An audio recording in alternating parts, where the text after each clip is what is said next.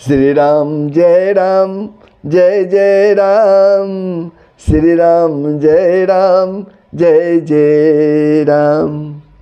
जय श्री हरि, जय श्री राम, जय बजरंगबली। बांधवों, आप लोगों ने 5वें सर्ग में शारकांड के 5वें सर्ग का श्रवण किया और आप लोगों ने दशरथ जी को जो प्रभु श्री राम से ज्ञान मिला उसे आप अवगत हुए। प्रभु श्री राम की दैनिक दिनचर्या के बारे में जाना। अब श्री आनंद रामायण के शारकांड के 6ठा सर्ग के प्रथम भाग में आप श्रवण करेंगे देवर्षि नारद जी का श्री राम के पास आकर देवताओं का संदेश देना और राम राज्याभिषेक की तैयारी। यही 2 प्रसंग आप अभी शारकांड के 6ठा सर्ग के प्रथम भाग में ये श्रवण करेंगे।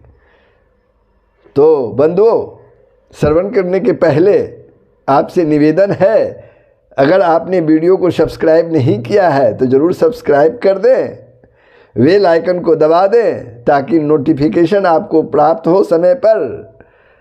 शेयर करके माध्यम से दूसरों को भी सुनने का मौका दें और आप पुण्य के भागी बने। लाइक करें, कमेंट ज़रूर करें ताकि उसे कुछ मुझे सुधार करने का मौका मिले। जय श्री हरि, जय श्री राम। तो आगे का श्रवण वाचन आपके सामने है, सच्चित मन से आप इसका श्रवण करें। प्रभु बाबा भोले पार्वती जी से कहती है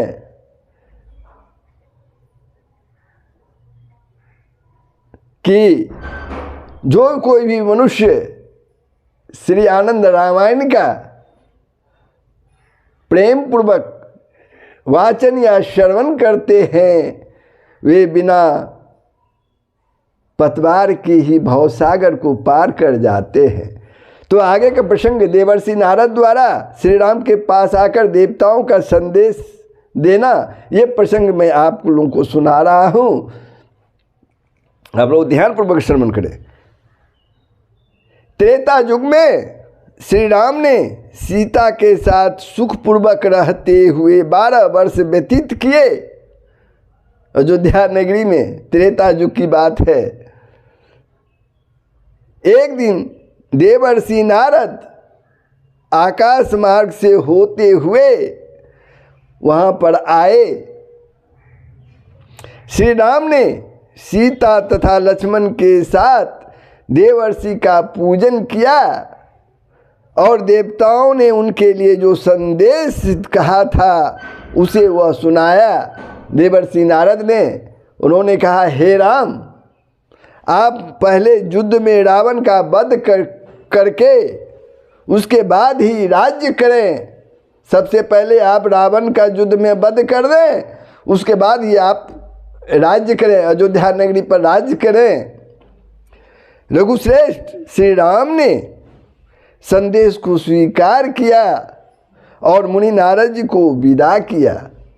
उसके बाद श्री राम ने सीता जी से कहा, हे देवी, सीता जी से कहा, हे देवी, पिताजी मेरा राज्याभिषेक करना चाहते हैं। पिताजी मेरा राज्याभिषेक करना चाहते हैं, किंतु मैंने इस कार्य में विघ्न उपस्थित करके रावण आदि राक्षसों का वध करने के लिए लक्ष्मण को साथ लेकर दंडकारण्य जाने का निश्चय किया है। दंडकारण्य जाने का निश्चय किया है।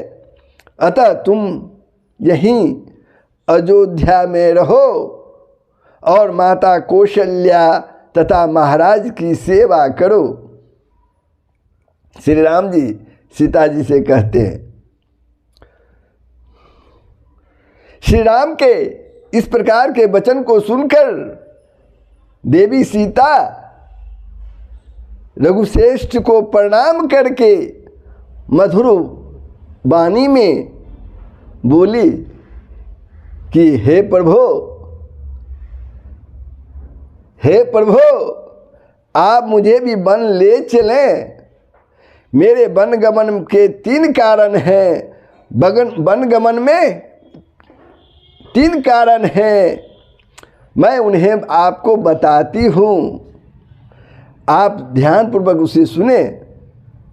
मेरा आपके साथ दंडक वन में जाना हो, क्योंकि बाल्यावस्था में मेरी हाथ की रेखा देखकर किन्हीं श्रेष्ठ ब्राह्मण ने बताया था कि तुम अपने पति के साथ वन में निवास करोगी, तुम अपने पति के साथ वन में निवास करोगी।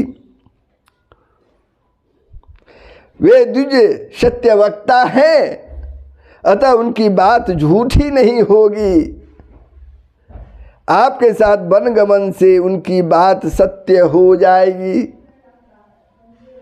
दूसरा कारण यह है कि मेरा वन गमन का दूसरा कारण यह है कि पूर्व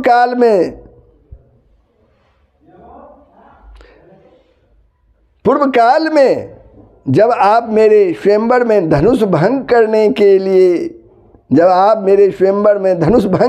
के लिए राजसभा के मध्य उपस्थित हुए थे, उस समय मैंने देवताओं से यह प्रार्थना की थी कि हे देवो, यदि ये श्री राम धनुष पर डोरी चढ़ा दें तो मैं इनके साथ 14 वर्षों तक वन में निवास करते हुए मुनियों की वृत्ति का पालन करूंगी। अतः आप अपने साथ मुझे दंडक वन ले जाकर मेरी उस प्रतिज्ञा को सत्य बनाइए प्रभु। हे प्रभु, सीता जी कहती है, हे प्रभु, तीसरा कारण यह है कि मैंने पूर्व काल में श्रेष्ठ रामायण ग्रंथ का श्रवण किया है। उसमें बताया गया है कि सीता के बिना राम अकेले वन में नहीं गए।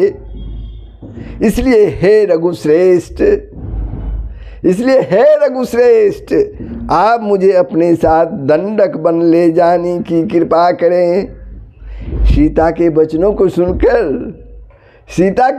को सुनकर हंसते हुए श्री राम बोले, ठीक है, ऐसा ही होगा।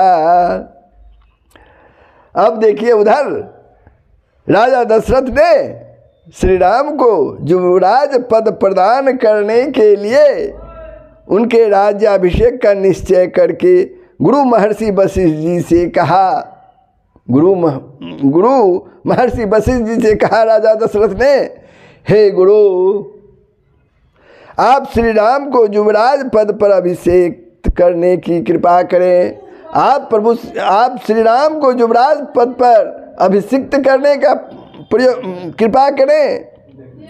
राजा के इन वचनों को सुनकर गुरु वशिष्ठ राजा दशरथ को कौशल्या के भवन में ले गए और एकांत में बताने लगे, हे राजन, आप सुने, ये कौशल्या तथा सुमित्रा भी मेरी बात सुने। श्री राम कैकेयी के वरदान से रावण का वध करने के लिए सीता तथा लक्ष्मण के साथ कल ही वन चले जाएंगे। इसलिए हे राजन, आप अनजान बनकर चुपचाप रहते हुए सुमंत्र जी से अभिषेक करने के लिए सभी सामग्रियों को एकत्र करवाएं और सभी राजाओं को भी आमंत्रित करें। हे राजन, श्री राम के विरह तथा श्रवण कुमार के ब्रह्मनिष्ठ पिता के शाप से आप भी शीघ्र ही स्वर्गलोक को जाएंगे। बाद में वे कौशल्या श्री राम के राज्याभिषेक को देखेंगी। आप अंतरिक्ष से विमानों में बैठकर राज्याभिषेक का महोत्सव देखेंगे। हे नृपश्रेष्ठ, भावी घटनाओं को बताने वाली भविष्य रेखा ब्रह्मा आदि देवताओं के लिए भी अनुलग्नीय होती है।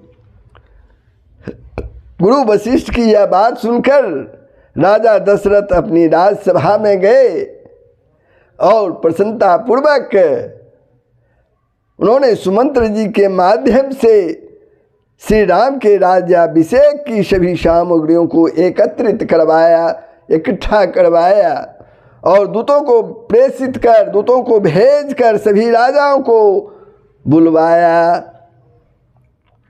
राम के राज्याभिषेक की बात सुनकर आश्रमों में निवास करने वाले अनेक ऋषिवर तथा मुनिजन भी वहाँ उपस्थित हुए। दूतों ने चित्र विचित्र श्रेष्ठ ध्वजा पताकाओं तथा तोरणों से संपूर्ण अयोध्या नगरी को सुसज्जित कर दिया। स्थान स्थान पर जलपूर्ण सोने के सुंदर कलश स्थापित किए गए, जलपूर्ण सोने के कलश स्थापित किए गए। उसके बाद गुरु वशिष्ठ ने राजा के मंत्री सुमंत्र जी को आज्ञा दी कि कल प्रातःकाल ही सभा कक्ष के मध्य में सुवर्ण के अलंकारों से विभूषित कन्याएं तथा 4 दांतों से सुशोभित ऐरावत कुल में उत्पन्न 16 हाथी उपस्थित रहे। वे हाथी स्वर्ण तथा रत्न आदि आभूषणों से सुसज्जित रहनी चाहिए। विविध तीर्थों के जल से परिपूर्ण 1000 कलश भी वहाँ स्थापित होनी चाहिए। साथ ही 3 अथवा 9 व्याघ्र चर्म श्वेत छत्र मुक्ता मणि से सुशोभित रत्न खचित दंड, दिव्य मालाएं, दिव्य वस्त्र तथा दिव्य आभूषण आदि आभरण वहाँ व्यवस्थित रहे। स्नान आदि नित्य कर्म संपादित किए हुए मुनिजन हाथ में कुशा लिए हुए वहाँ उपस्थित रहे। राजा दशरथ के आंगन में नृत्य प्रस्तुत करती हुई नर्तकियाँ और बारांगनाएं, गीत गाते हुए श्रेष्ठ गायक, वेद ध्वनि करने वाले वैदिक विद्वान विद्वान रहे। अनेक प्रकार के वाद्यों से बजाने में कुशल कलाकार वहाँ दिव्य ध्वनि करते रहे। हाथी सवार, अश्व सवार, रथारूढ़ तथा पैदल सैनिक अस्त्र शस्त्रों को धारण करके वे बाहर स्थित रहे।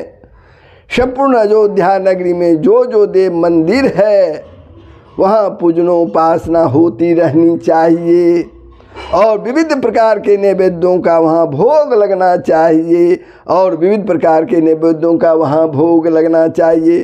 सभी राजा विविध प्रकार की भेंट अपने हाथों से लेकर वहाँ उपस्थित रहे। महर्षि इस प्रकार आदेश देकर रथ पर आरूढ़ होकर रघुनंदन श्री राम के पास गए। श्री राम ने उनकी सेवा पूजा की। तब वशिष्ठ जी ने उन्हें राज्याभिषेक का संपूर्ण वृत्तांत बताते हुए कहा, हे राम, आप तो केवल निमित्त मात्र हैं, आप तो केवल निमित्त मात्र हैं। कल आप दंडकारण्य को प्रस्थान करेंगे और 14 वर्ष वहाँ निवास कर रावण का वध करेंगे। उसके बाद भाई लक्ष्मण एवं सीता के साथ अयोध्या का राज्य करेंगे। अतः हे राम, लोक व्यवहार को निभाने के लिए आप पिता की आज्ञा का पालन करें। आज आप सीता के साथ विधि पूर्वक उपवास करें, पवित्रता से रहें, भूमि पर शयन करें और इंद्रियों पर संयम रखें।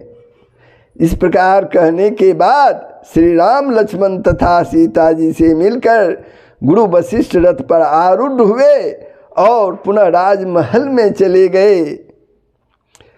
उसके बाद कौशल्या तथा सुमित्रा ने श्री वशिष्ठ जी के मुख से राम राज्याभिषेक का मिथ्या समाचार भी सुनकर अत्यंत प्रेम पूर्वक राज्याभिषेक में कोई विघ्न उपस्थित न हो, इस आशय से भगवती की पूजा की।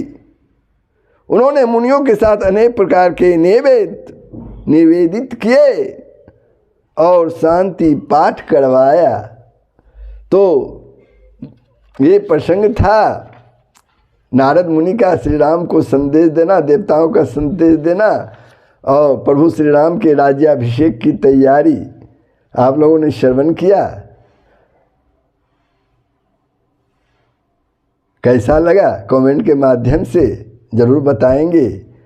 अब आगे का जो प्रसंग है वो कल श्री राम वो है दशरथ जी द्वारा कैकेयी को दोनों वर देना, श्री राम का सीता एवं लक्ष्मण सहित वन को प्रस्थान।